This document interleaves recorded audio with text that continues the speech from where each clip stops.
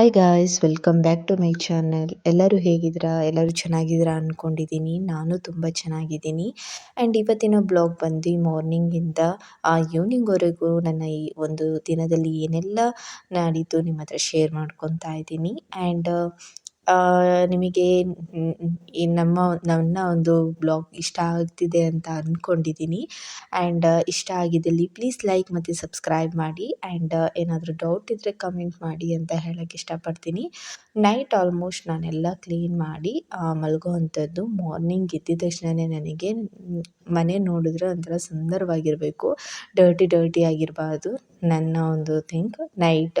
ನಿನ್ನೆ ಬಂದು ಅವರು ಬರ್ತಾ ಹಾಗೆ ಫ್ರೂಟ್ಸ್ ಎಲ್ಲ ತೊಗೊಂಬಂದರು. ಪ್ರೊಮೊಗ್ರೆನೇಟ್ ಆಗಿರ್ಬೋದು, apple, banana, so dry fruits ಎಲ್ಲ ನೆನೆ ಹಾಕಿದ್ದೆ ನೈಟೇ, ಸೊ ಮಿಲ್ಕ್ ಶೇಕಿಗೋಸ್ಕರ.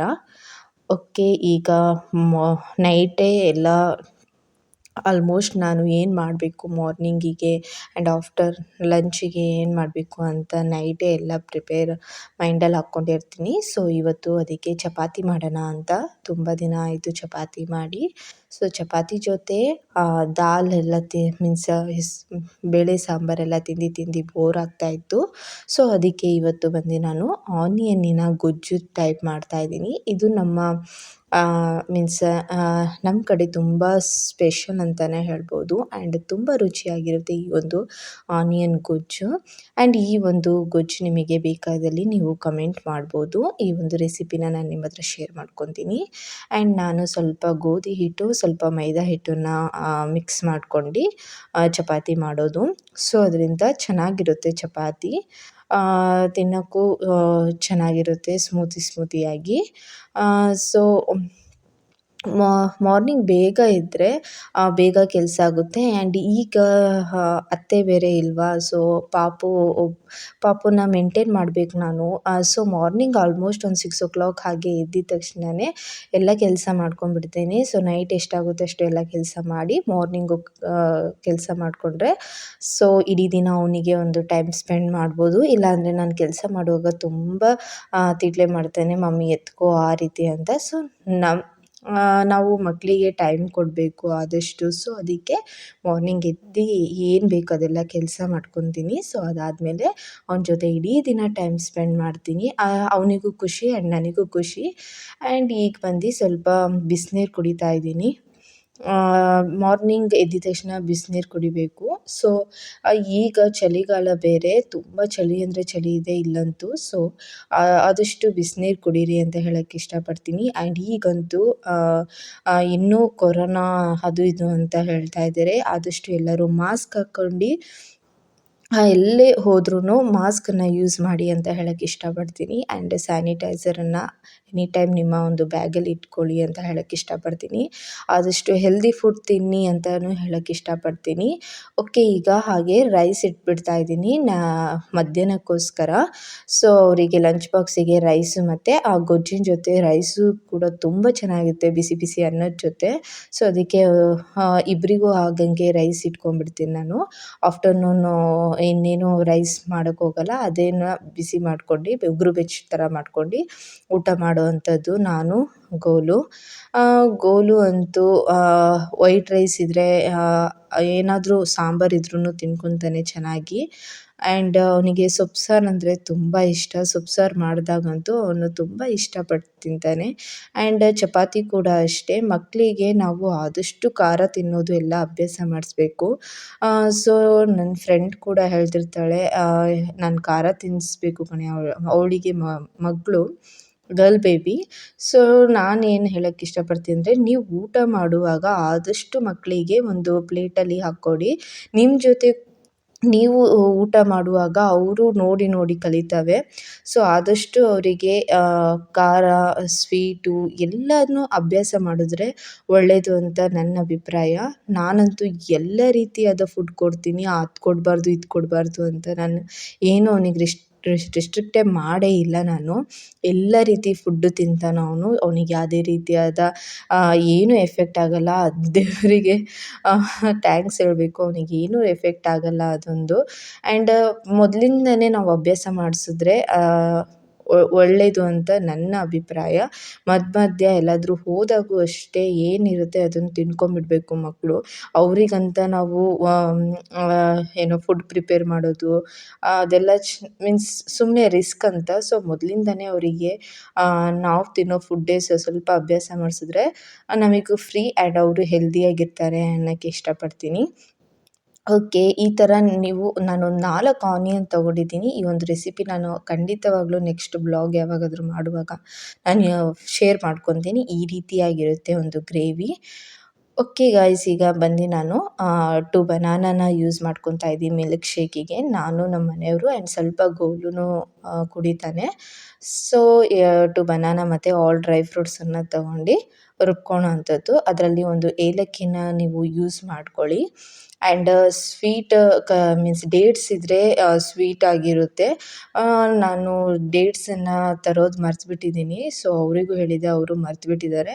ಸೊ ಅದಕ್ಕೋಸ್ಕರ ನಾನು ಅದಕ್ಕೆ ಜಾಗ್ರಿನ ಮೀನ್ಸ್ ಬೆಲ್ಲನ ಯೂಸ್ ಮಾಡ್ಕೊತೀನಿ ಸ್ವಲ್ಪ. ಶುಗರ್ ಬೇಡ ಅಂತ ಜಾಗ್ರಿನ ಯೂಸ್ ಮಾಡ್ಕೊಳೋ ಅಂಥದ್ದು. ಸೊ ಈ ಒಂದು ಮಿಲ್ಕ್ ಶೇಕ್ ತುಂಬ ಚೆನ್ನಾಗಿರುತ್ತೆ ಆ್ಯಂಡ್ ಹೆಲ್ದಿಯಾಗೂ ಇರುತ್ತೆ. ನೀವು ಕೂಡ ಮನೆಯಲ್ಲಿ ಮಾಡ್ಕೊಂಡು ಕುಡೀರಿ ಅಂತ ಹೇಳೋಕ್ಕೆ ಇಷ್ಟಪಡ್ತೀನಿ. ಆ್ಯಂಡ್ ನನಗೂ ಇಷ್ಟೇ ಡಾಕ್ಟ್ರು ಡ್ರೈ ಫ್ರೂಟ್ಸು ಅದೆಲ್ಲ ತಿನ್ನೋಕ್ಕೆ ಹೇಳಿದ್ದಾರೆ, ಬೇಬಿ ವೀಕ್ ಇದೆ ಅಂತ. ಬಟ್ ನಾನಂತೂ ತಿನ್ನೋಕ್ಕೆ ಲೇಝಿ ಅಂತಲೇ ಹೇಳ್ಬೋದು. ನನಗಂತೂ ಡ್ರೈ ಫ್ರೂಟ್ಸ್ ಹಾಗೆ ತಿನ್ನೋಕ್ಕೆ ಇಷ್ಟನೇ ಆಗೋಲ್ಲ. ಸೊ ನಮ್ಮ ಮನೆಯವರು ಈ ರೀತಿ ಸ್ಮೂತಿ ಮಾಡ್ಕೊಂಡು ಕುಡಿಯೋಣಂತೆ ತಗೋ, ಅವಾಗಾದರೂ ನೀನು ಕುಡಿತೀಯಾ.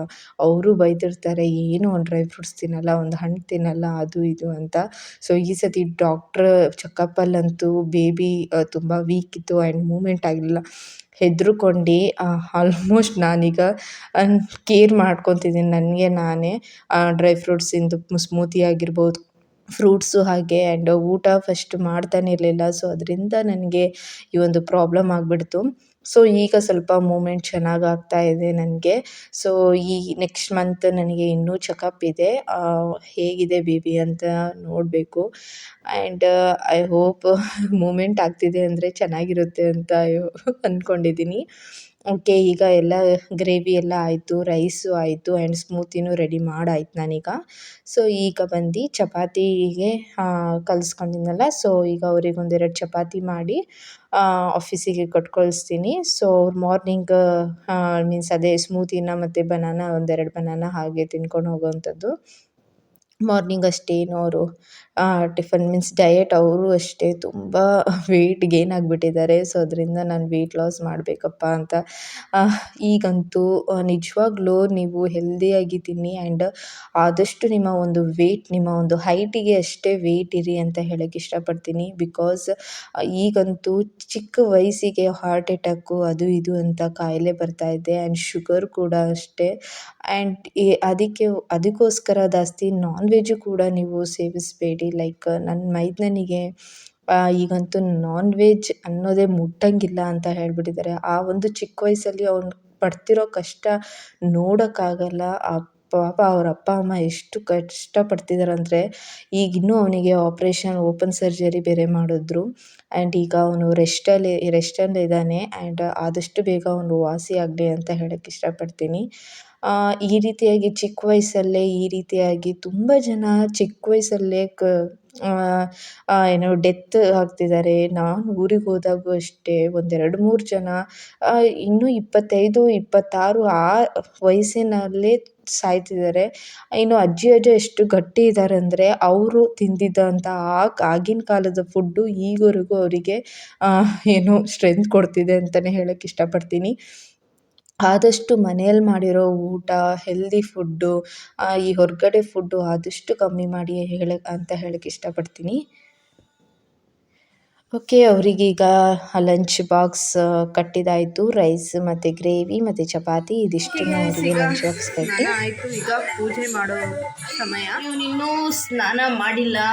ಈಗ ಕಿತಾಪತಿ ಮಾಡೋಕ್ಕೆ ಬಂದಿದ್ದಾನೆ, ಈಗ ಎದ್ದಿದ್ದಾನೆ. ಸೊ ಈಗ ನಾನು ಸ್ಯಾರಿ ಉಟ್ಕೊಂಬಿಟ್ಟಿದ್ದೀನಿ, ಅವನಿಗೆ ಸ್ನಾನ ಮಾಡ್ಸೋಕ್ಕಂತೂ ಆಗಲ್ಲ. ಸೊ ಪೂಜೆ ಆದಮೇಲೆ ಅವನಿಗೆ ಟಿಫನ್ ಆದಮೇಲೆ ಲೇಟಾಗಿ ಮಾಡಿಸೋ ಅಂಥದ್ದು. ಓಕೆ, ನಿನ್ನೆ ಮಾಡಿದ ಪೂಜೆದೆಲ್ಲ ಇನ್ನೂ ಎಲ್ಲ ತೆಗ್ದು ಹೂ ಒಂದಿಷ್ಟು ಸಿಕ್ತು. ಆಮೇಲೆ ಓಕೆ ಗೈಸ್, ಪೂಜೆ ಆದಮೇಲೆ ಸಿಗೋಣ, ಬಾಯ್.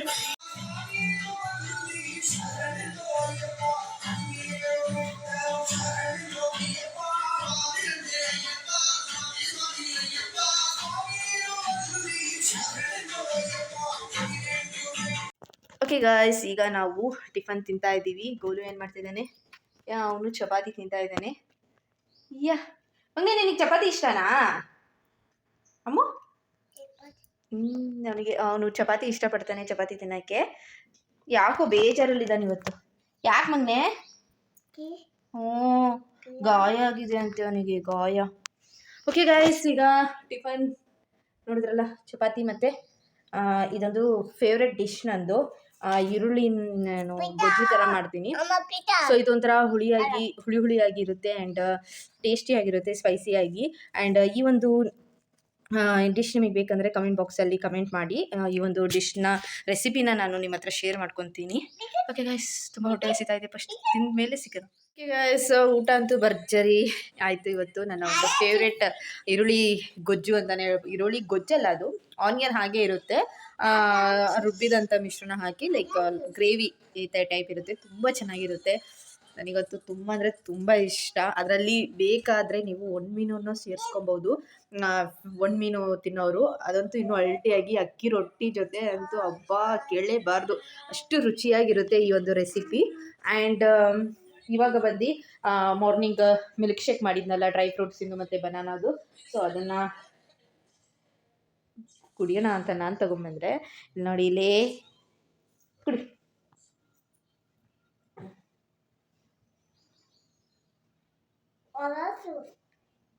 ಕ್ಯಾರೆಟ್ ಜ್ಯೂಸ್ ಅಲ್ಲ, ಅದು milk shake, dry fruits milk shake ಅದು. ಕುಡಿಬೇಕು. ಓಕೆ ಗಾಯ್ಸ್, ಈ ರೀತಿಯಾಗಿ ಅವರಿಗೆ ಡ್ರೈ ಫ್ರೂಟ್ಸ್ ಹಾಗೆ ಅವರು ತಿನ್ನಲ್ಲ ಮಕ್ಕಳು. ಸೊ ಈ ರೀತಿಯಾಗಿ ನೀವು ಜ್ಯೂಸ್ ಮಿಲ್ಕ್ ಶೇಕ್ ಮಾಡುವಂಥದ್ದು, ಅದರಲ್ಲೇ ಫ್ರೂಟ್ಸು, ಆ್ಯಪಲ್ ಆಗಿರ್ಬೋದು, ಬನಾನಾ ಆಗಿರ್ಬೋದು. ಒಂದೊಂದು ಮಕ್ಕಳು ಆ್ಯಪಲ್ ಕ್ಲೀನಾಗಿ ಚ್ಯೂ ಮಾಡಿ ತಿನ್ನಲ್ಲ, ಆ್ಯಂಡ್ ಬನಾನೂ ಒಬ್ಬೊಬ್ಬರು ತಿನ್ನಲ್ಲ. ಸೊ ಅಂಥ ಮಕ್ಕಳಿಗೆ ಈ ರೀತಿಯಾಗಿ ಜ್ಯೂಸ್ ಮಾಡಿಕೊಟ್ರೆ ನಾವು ಜ್ಯೂಸ್ ಅಂತ ಕುಡಿತೇವೆ. ಸೂಪರ್ ಅಂತೆ. ಓಕೆ ಗೈಸ್, ಈಗ ಇನ್ನೊಂದು ಈ ಬೇಜಾರಿನ ವಿಷಯ ಏನಂದರೆ, ಈ ಮನೆಗೆ ಬಂದಾಗ ಸೊ ಈ ಒಂದು ಕಾಟ್ ಇದೆ ನೋಡಿ, ಮತ್ತು ಒಳಗಿನ ಒಂದು ಮಂಚ ಮತ್ತು ಈ ಒಂದು ಫ್ರಿಡ್ಜ್, ಇಷ್ಟು ಐಟಮ್ ಏನಿತ್ತು ಪ್ರೀವಿಯಸ್ ಈ ಮನೇಲಿ ಒಬ್ಬರು ಹುಡುಗಿ ಇದ್ದರು, ಆ ಹುಡುಗಿದು ಐಟಮ್ಸ್ ಇದೆ. ಸೊ ಓನರಿಗೆ ಬಿಟ್ಕೊಟ್ಟು ಹೋಗಿದ್ದಾರೆ ಅವರು, ಬಾಡಿಗೆ ಕೊಡ್ತೇನೆ. ಸೊ ಓನರು ಬೇರೆಯವರಿಗೆ ಸೇಲ್ ಮಾಡೋದ್ರಿಂದ ಅವ್ರು ಬಂದು ಇವತ್ತು ಶಿಫ್ಟ್ ಮಾಡ್ಕೊಂಡು ಹೋಗ್ತಾರಂತೆ, ಎತ್ಕೊಂಡು ಹೋಗ್ತಾರಂತೆ. ಸೊ ಈಗ ನನಗೆ ಡಬ್ಬಲ್ ಕೆಲಸ. ಫ್ರಿಜ್ಜನ್ನ ಈಗ ನಾನು ನಮ್ಮ ಫ್ರಿಜ್ಜಿಗೆ ಶಿಫ್ಟ್ ಮಾಡಬೇಕು ಎಲ್ಲ ಐಟಮ್ಸನ್ನು. ಆ್ಯಂಡ್ ಈಗಂತೂ ನನಗೆ ಮನೆ ಖಾಲಿ ಅಂತ ಫೀಲ್ ಆಗುತ್ತೆ, ಕಾಟ್ ಇಲ್ದಿರೆ. ನೋಡಬೇಕು, ನಾವು ಒಂದು ಏನೋ ಮಂಚ ತೊಗೊಳೋಣ ಅಂತ ಅಂದ್ಕೊಂಡಿದ್ದೀವಿ ಆದಷ್ಟು ಬೇಗ. ಸೊ ಸ್ವಲ್ಪ ದೊಡ್ಡದೇ, ಯಾಕಂದರೆ ಈಗ 3 ಜನ ಇದ್ದೀವಿ, 3 ಜನಕ್ಕೆ ಆಗ್ತಿಲ್ಲ ಅದು. ಸೊ 4 ಮೆಂಬರ್ಸ್ ಆಗ್ತೀವಿ ನೆಕ್ಸ್ಟು. ಸೊ 4 ಮೆಂಬರ್ಸಿಗೆ ಸ್ವಲ್ಪ ದೊಡ್ಡದೇ ಬೇಕು ನಮಗೆ ಒಂದು ಕಾಟ್ ಅಂತ ಅಂದ್ಕೊಂಡಿದ್ದೀವಿ. ಆದಷ್ಟು ಬೇಗ ತೊಗೊಬೇಕು. ಮಗನೆ